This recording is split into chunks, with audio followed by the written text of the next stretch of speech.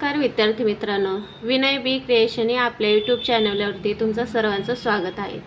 आज आपण पक्ष्यांचे आवाज पाहणार आहोत। सभोवतालच्या परिसरातून आपण सतत भिन्न भिन्न प्रकारचे आवाज ऐकत असतो। त्यातील अनेक प्राणी पक्षी आपले वेगवेगळे आवाज काढतात। त्यांचे ओरडणे वेगवेगळे असते, त्याप्रमाणे इतरही वेगवेगळे आवाज आपण नेहमी ऐकत असतो। जसं टेलिफोनची खणखण, मोटारीची भरभर यासारखे अनेक आवाज आपल्याला परिचित आहेत। मग अशा प्रकारच्या आवाजांसाठी विशिष्ट शब्द वापरले जातात किंवा हे आवाज विशिष्ट नावाने ओळखले जातात आणि यावर परीक्षेमध्ये एक तरी प्रश्न हा नक्कीच विचारला जातो। चला तर मग पाहूया आपण पक्षी, प्राणी व त्यांचे आवाज।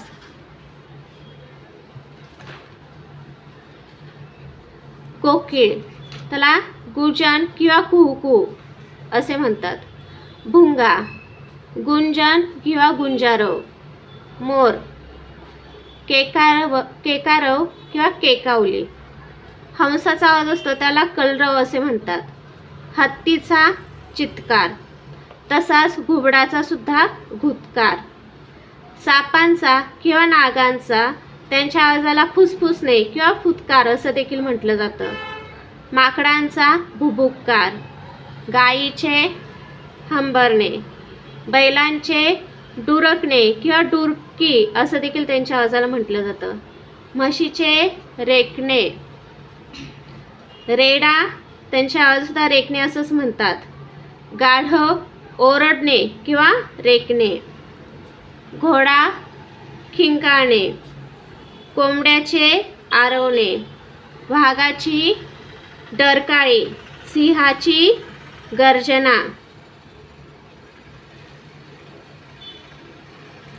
कोल्ह्याची कोल्हेकुई, पारवा किंवा कबूतर यांच्या आवाजाला घुमणे असं देखील म्हणतात। कुत्र्यांचे भुंकणे। बेडूक त्यांच्या आवाजाला डरावणे किंवा डराव असे म्हणतात। समुद्राची गाज, ढगांचा गडगडाट, विजेचा कडकडाट, घंटेचा घंटानाद किंवा घनाट असं देखील म्हणतात। पाण्याचा खळखळाट, तलवारीचा खणखणाट, ताशाची तडतड, घड्याळाची टिकटिक, जात्याची घरघर, पानांचा सळसळाट, गाडीचा खडखडाट, विजेंच्या दिव्यांचा लखलखाट, टाळ्यांचा कडकडाट, पावसाची रिपरिप किंवा टपटप असं म्हणतात। पक्ष्यांच्या आवाजाला कलकलाट असे म्हणतात। मुलांचा गोंगाट, सुतार पक्षी त्यांच्या आवाजाला टणककार असं म्हणतात। मधमाशांचा गुंजारव, चिमणीची चिवचिव, टेलिफोनची खणखण, मोटारीची भरभर। ठीक आहे, तर आज आपण या भागात पक्षी, प्राणी व त्यांचे आवाज हे पाहिलेलं आहे। धन्यवाद।